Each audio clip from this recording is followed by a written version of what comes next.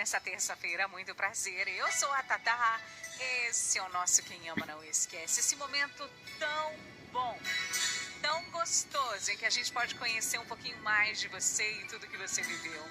Se você também tem uma história para contar pra gente, me chama aqui no WhatsApp agora mesmo. 11 99991 9197. Hoje o Murilo vai contar a história do Alcides. Não é qualquer história, não. Não é qualquer acontecimento. É para mostrar pra gente que o recomeço vale a pena. Alcides, bem-vindo ao Quem Ama Não Esquece de hoje. Na Band FM, quem ama não esquece.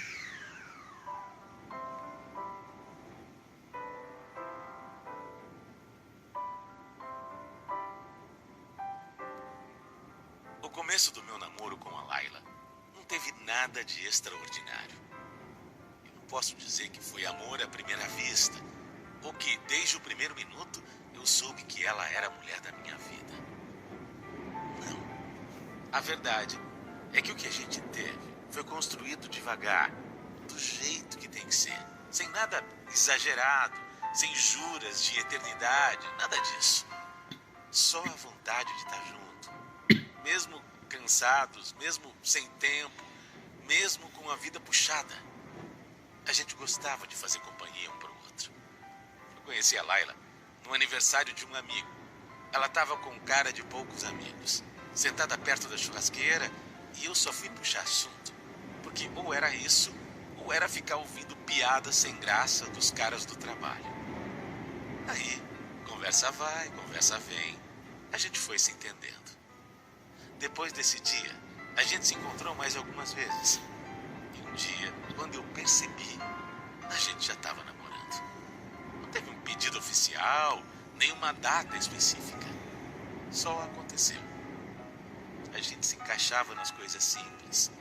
Dormia abraçado no sofá, dividia uma pizza, ria das mesmas bobagens. E aí, com o tempo, casar pareceu o caminho natural. Mesmo assim, não teve igreja, não teve festa, nem vestido branco, nada disso. Nenhum de nós tinha esse sonho, muito menos dinheiro para tudo. O que a gente fez foi assinar os papéis no cartório e fazer um churrasco na laje para comemorar junto com quem a gente gostava. Pronto. Do nosso jeito. Ouvindo assim, pode parecer que a gente era sem graça. Não é isso, era tudo muito pé no chão, muito real para nós dois. E por mais que parecesse morno para quem olhava de fora, entre a gente havia amor. Amor de verdade. A gente então ficou casado por mais de 10 anos. E nesse tempo todo, a gente dividiu tudo. Casa pequena, boletos, estresse, cansaço. A vida para nós nunca foi fácil. Mas também nunca foi ruim. Eu trabalhava muito numa gráfica e ela era recepcionista num consultório. Quando nosso filho Lorenzo nasceu, tudo ficou mais apertado ainda. Mas também ficou mais bonito. A gente não tinha quase nada. Tudo que tinha, a maioria pelo menos, era tudo doado. Mas quando nosso filho chegou, ele trouxe uma alegria. Uma alegria que a gente nem sabia que existia. Mas aí veio o ano em que tudo desmoronou. Lorenzo estava com 7 anos, eu com 41. Para ser bem honesto, meu casamento já estava passando por um momento meio turbulento. Ao longo de tantos anos é normal que a gente tenha altos e baixos, e aquela era uma fase de baixos. Eu sabia que, como sempre, ia acabar passando, e eu e a Laila íamos superar. Mas daquela vez aconteceu uma outra coisa que acabou agravando tudo. Era uma terça-feira, quando meu chefe me chamou e disse que o movimento da gráfica tinha diminuído muito. Por isso, ele ia precisar me dispensar. O problema maior é que eu nem era registrado e sabia que ia sair dali com uma mão na frente e outra atrás. Mandando embora por quê, Alcides? Diminuiu tudo lá, tá com pouco serviço. Não tinha nem o que fazer. Mas ele vai pagar seus direitos, né? Que direitos, Laila? Eu nunca tive carteira assinada. Mas você tá lá há anos, homem. Como é que você vai sair sem um tostão? Eu tinha consciência. Eu sabia que isso era um problema. Dinheiro sempre é problema. Mas a minha esposa não teve coragem nem de me consolar pela perda do emprego. Nem um abraço, nem uma palavra de conforto, nada. Ela só soube falar em dinheiro. Dinheiro, dinheiro, dinheiro. Eu ia dar um jeito. Eu falei que ia resolver, que ia encontrar outro trabalho. Aquela não era a primeira vez que eu era mandado embora. Eu ia resolver, claro que ia. Naquela noite, o clima não ficou bom. A gente jantou em silêncio. Eu estava triste, preocupado, me sentindo sem apoio. Na manhã seguinte, então, eu acordei cedo por costume, mas não tinha o que fazer. E foi assim que tudo começou a cair. Nesses primeiros dias depois da demissão, eu ainda tentei manter a rotina. Acordava cedo, colocava uma roupa e me dedicava a procurar emprego. Batia a perna, ligava para conhecidos, ia atrás de anúncios de emprego, mas era tudo em vão. Ninguém estava contratando. Em casa, a Laila foi ficando cada vez mais distante. A gente já não estava bem. E aquilo tudo piorou ainda mais.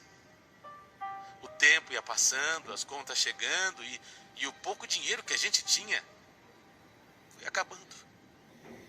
Tudo então virou motivo para briga. E eu, que já estava me sentindo um nada, comecei a cair nessa vala. E você quer o quê? Que eu fique sorrindo com esse monte de problema que tem aqui? Se você agir assim, faz com que eu me sinta culpado, Laila. Me ajuda. Se você não é, quem que é então? Me fala. Quem é que tá sem trabalho aqui? Fala pra mim. Não é por minha vontade, você sabe disso. É cruel você falar desse jeito. Olha, Alcides, desculpa, tá? Eu tô com a cabeça quente, mas eu não sei mais o que fazer. Tá difícil pra mim e eu acho que eu tô precisando de um tempo. A gente tá precisando de um tempo. Como assim um tempo? Parece que você tá falando com um namorado qualquer, Laila. A gente é casado.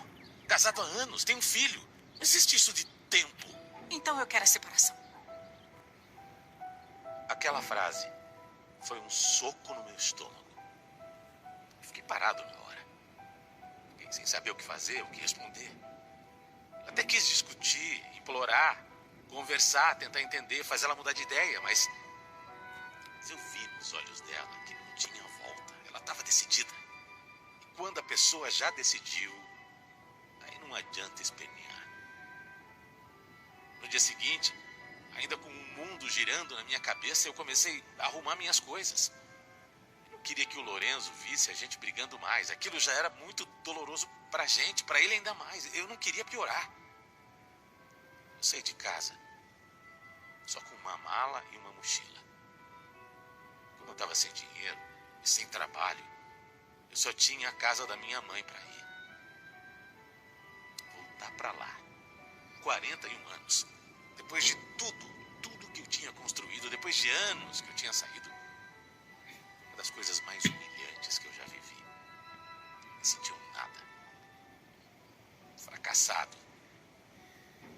Completo inútil. Voltar para casa da minha mãe foi como encolher. Era como se eu tivesse regredido 20 anos.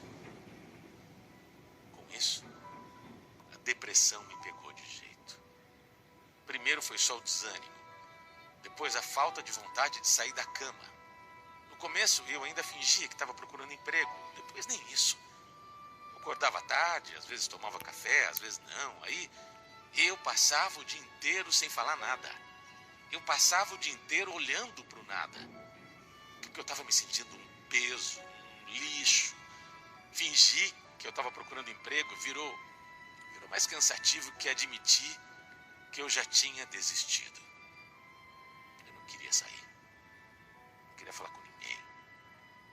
Eu não queria existir.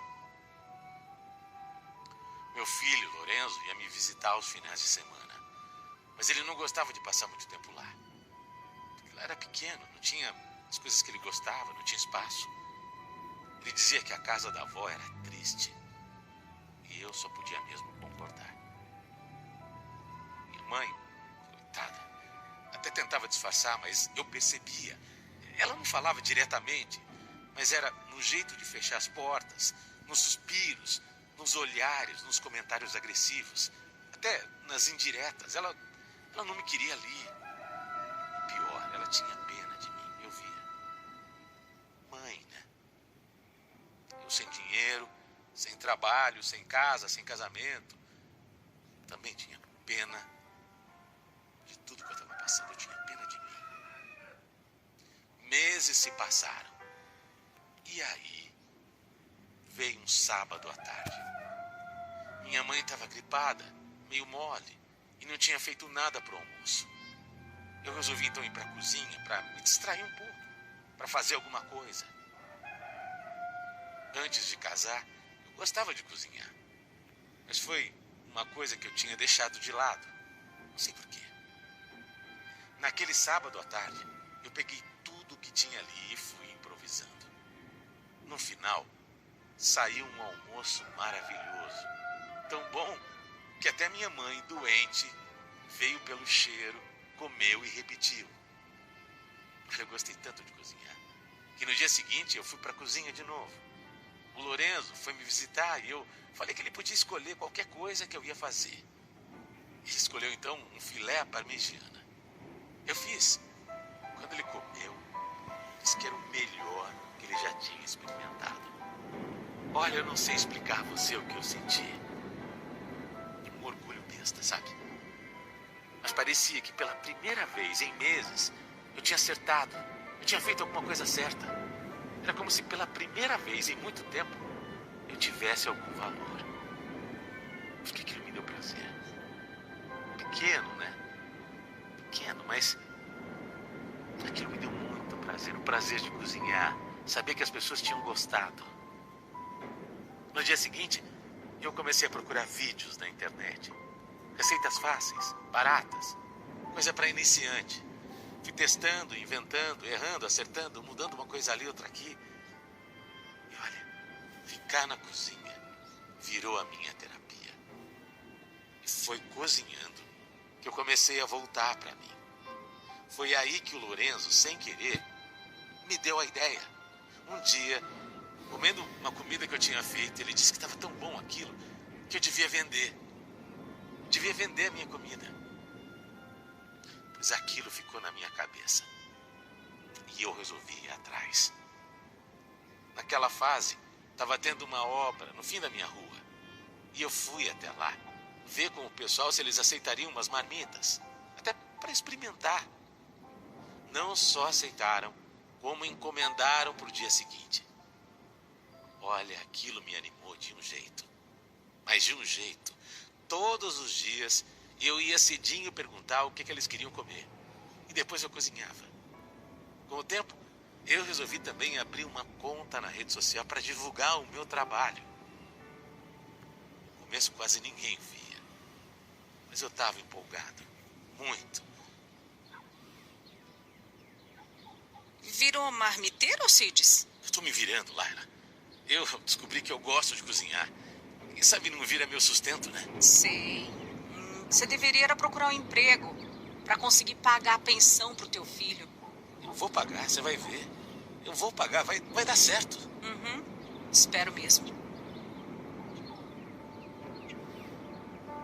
Nessa fase eu estava tão bem que nem a Laila me desanimou. Como são as coisas, né? Olha, às vezes uma palavra pode te derrubar. Graças a Deus não foi o caso. Muito pelo contrário. Eu continuo cozinhando. Eu continuo batalhando, divulgando, indo atrás e finalmente algum dinheiro começou a entrar. Graças a Deus. Eu ainda moro com a minha mãe. Ainda não ganho o suficiente para ter minha casa. Mas toda vez que alguém elogia uma marmita, toda vez que alguém elogia a minha comida, eu ganho um pouco mais de mim de volta. Hoje eu sei. Eu não sou só um homem que foi deixado. Eu sou um homem que está se refazendo, se reerguendo. Eu tenho fé. Fé que eu estou no caminho certo. Hoje eu tenho dignidade. Hoje eu acredito em mim de novo.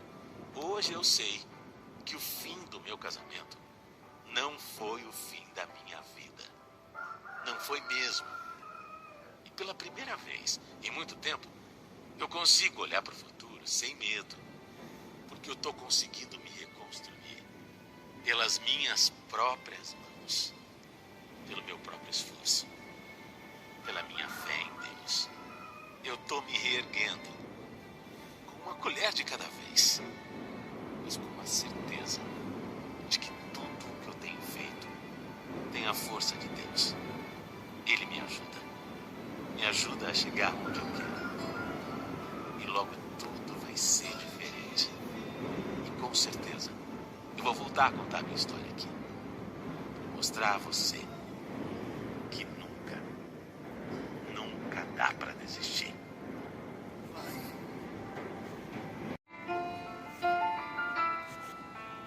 Às vezes a gente beija o chão, mas aí vem uma oportunidade que nos leva lá para cima de volta. Acontece, né, gente? Acontece esses livramentos, essas pessoas que não precisam estar mais na nossa vida, gente que não aguenta o tranco.